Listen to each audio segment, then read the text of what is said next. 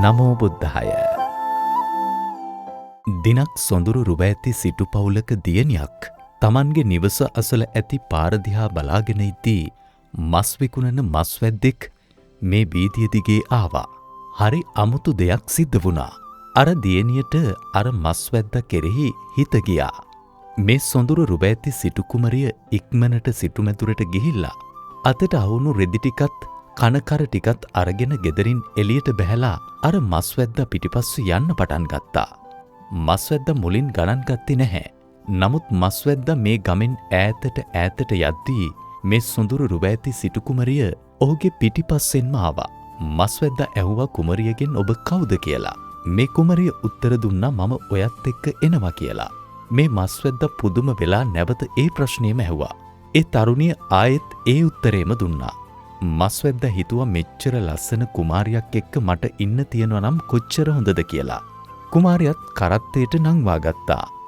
වැද්දා කැලේ ඇතුලේ තියෙන Tamanගේ පුංචි පැල් කොටේට මේ තරුණිය එක්කරගෙන ගියා. දෙන්න සතුටින් කාලය ගත කළා. මෙහෙම කාලය ගත වෙනකොට මේ ගෙදරට පුතාලා 7 දෙනෙක් උපන්නා. කෙමෙන් මේ දරුවන් ලොකු මහත් වෙලා වැඩුණා. දරුවන් 7 දෙනාවත් වැඩි තරුණියන් 7 දෙනෙකුට කසාද බඳලා දුන්නා. දැන් මේගොල්ලෝ ඔක්කොම සතුටින් කැලේ මැද එක ළඟ පැල්පත් හදාගෙන වාසය කරනවා. මේ ළමයි 7 දෙනා Tamanගේ ජීවිකාව හැටියට සිදු කළේ දඩයමේ යන එකයි. ඔහොම කල්ගත වෙනකොට දවසක් මේ මහා වැද්දා උදෙන්ම දඩයමක් හොයාගන්න ඕන කියලා කැලේ ඇතුළට ගියා. Taman කලින් දවසේ අටවපු එක මද්දකටවත් සතෙක් අහුවෙලා නැහැ. වැද්දාට හොඳටම කේන්ති ගියා. සතුන් කිහිප දෙනෙක් දඩයම් කරන්න මාන බලලා ඊතල විද්දත් එකක් හරි ගියේ නැහැ. වැද්දාට හොඳටම කනගාටුයි. ඒ වගේම කේන්ති. මෙහෙම දඩයම් හොයමින් ඉස්සරහට යනකොට එක්තරා ගසක් මුල දෙතිස් මහා පුරුෂ ලකුණින් සමන්විත ඊතා සංසුන් සිත් ඇති අපගේ භාග්‍යවත් අරහත් සම්මා සම්බුදුරජාණන් වහන්සේ දැක ගන්න ලැබුණා. ඔහුගේ කේන්තිය තවත් වැඩි වුණා. මොහු හිතුවා අසුබ ලකුණක්. මේ ශ්‍රමණයා නිසා වෙන්න ඇති අද කිසිම දෙයක් හරියන්නේ නැත්තේ කියලා. එකපාරටම ඊතලයක් අරගෙන භාග්‍යවතුන් වහන්සේට විදින්න ලෑස්ති වෙනකොටම ඔහුව ගල් වුණා. ඔහුට කිසිම දෙයක් කර කියාගන්න බැරුව ගල් වෙලා ඉන්නවා. ඔහුට කතා කරන්න පුළුවන් නමුත් ඇඟ පොඩ්ඩක්වත් ඔලවන්න බෑ. වැද්දා හොඳටම බය වෙලා කෑ ගහන්න පටන් ගත්තා. නමුත් එතන සමවත් සුවයෙන් වැඩ හිඳින සම්මා සම්බුදුරජාණන් වහන්සේ හැර වෙන කිසිවෙක් සිටියේ නැහැ. මේ අතර කාලය ගත වෙලා දවල් වේගෙන එනකොට අර සිටු දේවියට ඒ කියන්නේ වැද්දාගේ බිරිඳට ඔහු ගෙදර එන්න ප්‍රමාද වීම ගැන සැක හිතුණා. ඉක්මනට පුතාලගේ පැල්පත්වලට දුවලා ගිහිල්ලා තාත්තා තාම ආවේ නෑ කියන පණිවිඩය කිව්වා. පුතාලත් කලබල වෙලා ඉක්මනට ආයුධත් අරගෙන මහ කැලෑව පැත්තට දුවගෙන ගියා. ටික දුරක් යනකොට දැක්ක Tamanගේ තාත්තා ඊතලයක් ඇදගෙන ගල් ගැහිලා වගේ ඉන්නවා. පුතාලා හිතනවා තාත්තට කරදරයක් කියලා. ඊතලයේ විදින්න හදන්නේ කාටද කියලා බලනකොට භාග්‍යවතුන් වහන්සේ දැක්කා. පුතාලා හිතුවා මොහු අපේ තාත්තට මොකක් හරි කරන්න ඇති කියලා. ඊතල අරගෙන අපගේ ශාක්‍ය මුනීන්ද්‍රයන්න් වහන්සේට විදින්න ලෑස්ති වුණා. තාත්තා වගේම පුතාලා 7 දෙනත් ඒ හිටපු තැන්වලම කිසිම දෙයක් කර කියාගන්න බැරුව ගල් ගැහුණා.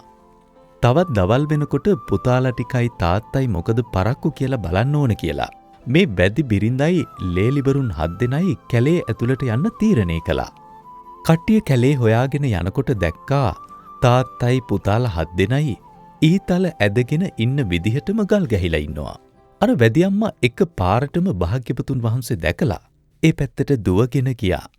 බුදුරජාණන් වහන්සේගේ ළඟ දනින් වැටුණා. දනින් වැටිලා ස්වාමීනි භාග්‍යවතුන් වහන්සේ මගේ බුදු පියාණන් වහන්සේ මම ගොඩක් කාලෙකින් දැක්කේ කියලා කිව්වා. ඇයගේ කටින් බුදු පියාණන් වහන්සේ කියලා කියනකොට මහවැද්දට සිතුවිල්ලක් ආවා. අපේ මේ අපේ එක්කෙනාගේ තාත්තා කියලා. මගේ මාමණ්ඩි නොවේ කියලා. ඒ මෛත්‍රී සහගත සිතුවිල්ලත් එක්කම අර ගල් වෙච්ච එක නැතුව ගියා. දරුවෝ ටිකත් හිතුවා අනේ මේ අපේ සීයා නොවේ කියලා. ඒ සිතුවිල්ලත් එක්කම ගල් ගහිච්ච ගතිය නැතුව ගියා. හිතේ තිබ්බ තරහත් නැතුව ගියා. අපගේ සම්මා සම්බුදුරජාණන් වහන්සේ එතන හිටපු 16 දෙනාටම මනහර ධර්ම දේශනා කළා. ඉන් 15 දෙනෙක් චතුරාර්ය සත්‍ය ධර්මය අවබෝධ කරගෙන සෝවන් ඵලයට පත් වුණා. ඔය සිද්ධියෙන් පස්සේ සවස් කාලයේ භාග්‍යවතුන් වහන්සේ ධම්සභා මණ්ඩපයේදී ඔය සිද්ධිය භික්ෂූන් වහන්සේලාට දේශනා කරනවා. බුදුරජාණන් වහන්සේ මේක දේශනා කරලා ඉවර වෙනකොට එතන හිටපු භික්ෂූන් වහන්සේලාට ප්‍රශ්නයක් ආවා. ඇයි 15 දෙනෙක් ධර්මය අවබෝධ කළේ? එතන 16 දෙනෙක් හිටියා නොවේද කියලා. එතකොට බුදුරජාණන් වහන්සේ වදාලා ඒ දරුවගේ අම්මා අවුරුදු 7 දී තමයි ධර්මය අවබෝධ කළේ කියලා. ඇය සෝවාන් වෙලා හිටපු ආර්ය ශ්‍රාවිකාවක් කියලා. එතකොට භික්ෂූන් අතරේ පොඩි කසුකුසුවක් ආවා. එතකොට ඈ නේද Tamanගේ ස්වාමියාට හැමදාම දඩේමේ යන්න දුන්නයි ඊතල ටිකයි කෙටේරියයි ගෙනත් දෙන්නේ. සෝවන් වුණ කෙනෙකුට එහෙම ප්‍රාණඝාතයට අනුබල දෙන්න පුළුවන්ද කියලා. බාහිරට පේන දේ නිසා එහෙම පේනව නේද? ඒ වෙලාවේ අපගේ සම්මා සම්බුදුරජාණන් වහන්සේ කුරවීක නාදයෙන් මෙන්න මේ ගාථාව දේශනා කොට වදාලා. මහණෙනි, ඒක මෙන්න මේ වගේ දෙයක්. Tamanගේ අතේ තුවාලයක් නැති කෙනෙක් ඒ අතින් වසවිසක් අරගෙන ගියත් ඒ වසවිස ඔහුගේ ශරීරයට කාවදින්නේ නැහැ. පව්කමක් නොකරන තැනැත්තාට කෙසේනම් විපාකයක් ලැබෙන්නද? මුළු ලෝකේම දැනගෙන හිටියේ නැතත් Tamanගේ චේතනාවයි Tamanට වැදගත් වෙන්නේ. කොච්චර යහපත් කෙනෙකුට වුණත් අභූත චෝදනා, ගැරහිලි, හිත පෑරෙන වචන එන්න පුළුවන්. නමුත් ඒ වෙලාවට අපි හිතන්න ඕනේ කර්මය කියන්නේ චෝදනාව නෙවෙයි. කර්මය කියන්නේ චේතනාවයි කියලා. තමාමයි තමාගේ චේතනාව දන්නේ. තමා තමාව දකින්නේ යම් අයුරින්ද දෙවියන්ටත් තමාව ඒ අයුරින් පෙනෙන්නේය. දෙවියන්ට පේන ජීවිතය ලස්සනට හදාගන්න. ඒකට අපට අපව පේන විදිය ලස්සන කරගන්න ඕනේ. ඒ උදෙසා උත්සාහ කරන්න. ඒ සඳහා මහන්සි වෙන්න. සමහර විට ඒක ගොඩක් අමාරු වෙයි. නමුත් ඔබ උත්සාහ කරන්න. මේ සමාජයේ අපට බොහෝ විට මුණ ගැහෙන්නේ අපේ හිත කැත කරන දේවල්. පරුෂ වචන, නිന്ദා අපහාස. නමුත් ඔබ උත්සාහ කරන්න හැම වෙලේම Taman කරන දේ අර්ථය විමසලා බලන්න. Tamanගේ ජීවිතය අනුන්ගේ චෝදනාවට පාවලා දෙන්න එපා. අනිත් අය Taman ගණන් ගන්නේ නෑනේ. හින්ට් ගහනවානේ. මේ විදිහට ඉඳලා හරියන්නේ නෑ. මාව කොන් වෙනවා කියලා කවදාවත් හිතන්න එපා. Taman දිගටම ශීලය ගුණදහම් වඩන විට ඒක Tamanට හොඳ පෞරුෂයක් හදාගන්න උපකාරී වෙනවා. දුස්සීල යාළුවන් ගොඩක් මැද්දේ Tamanගේ සීලය රැකගන්නේ කොහොමද? සිගරට් බොන කෙනා, බේබදු කෙනා, බොන්නේ නැති කෙනාට හින්ට් ගගහා ඒවා බොනවා. මේවට මුහුණ දෙන්න අපේ හිත බොහොම ශක්තිමත් එකක් කරගන්න ඕනේ. Tamanගේ පෞරුෂය රැකගන්න, දුස්සීල නොවී හිත රැකගන්න අපි දක්ෂ වෙන්න ඕන. අප සරණ ගිය තථාගත සම්මා සම්බුදුරජාණන් වහන්සේ සංසිදී අපට සංසිදෙන්න පාර කිව්වා. බුදුරජාණන් වහන්සේ දමනය වී අපට දමනය වෙන්න මඟ කියා දුන්නා. බුදුරජාණන් වහන්සේ සසර දුකින් ගැලවී අපට ගැලවෙන්න බණ කිව්වා. බුදුරජාණන් වහන්සේ සසරින් එතෙරව අපට එතෙර වෙන්න මඟ පෙන්නුවා. බුදුරජාණන් වහන්සේ පිරිනිවී අපට පිරිනිවෙන්න බණ කිව්වා. උන්වහන්සේ මඟ පෙන්වන්නෙක්. වැදගත් වෙන්නේ තමාට තමාව පේන විදිහයි. තමාගේ චේතනාවයි. තමාගේ චේතනාව සුන්දර නම් බාහිරින් මොන දේ ලැබුණත් සතුටින් ඉන්න. පුරුදු කරගත්ත සුන්දර ගුණදම්, ආපු ලස්සන දහම් කරුණු හිත නිසා සතුටු වෙන්න. හැම වෙලාවෙම Tamanගේ චේතනාව ගැන අවධානයෙන් ඉන්න.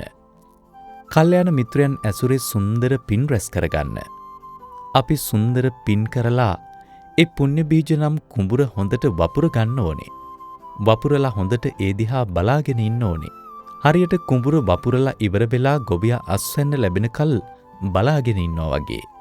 කල්යාණ මිත්‍රයන් ඇසුරේ Taman කරගත් යහපත, අහපු බණ, පින්කම්, වන්දනා හිත හිතා සතුටු වෙන්න ඕනේ. එහෙම සතුටු වෙනකොට දෙවියොත් අපේ හිත ගැන දැකලා සතුටු වෙනවා. හරියට Taman හරිම මිහිරි අඹ ඇටයක් හිටවලා ඒකේ ඵල ලැබෙනතුරු බලා සිටිනවා වගේ. මිහිරි අඹ හිටෙව්වොත් මිහිරි අඹ ඵල ලැබෙනවමයි. දෙවියන්ට පේන්නේ ලස්සනට මේ ජීවිතය ගොඩනගා ගන්න අයයි. දක්ෂ රියදුරෙක් විසින් ඊතා හොඳට හීලෑ කරපු අශ්වයන් වගේ යම් කෙනෙක් Tamanගේ ඉන්ද්‍රියයන් හොඳට හීලෑ කරගත්තා නම් මාන්නේ නැතිකරපු කෙලෙස් නැතිකරපු අකම්පිත සිත් ඇති ඒ රහතන් වහන්සේට දෙවියන් පවා කැමති. පූර්වාරාමේදී මහා කච්චායන තෙරුන් අරඹයා වදාළ ගාථාවකි. තෙරුවන් සරණයි. නමෝ බුද්ධාය.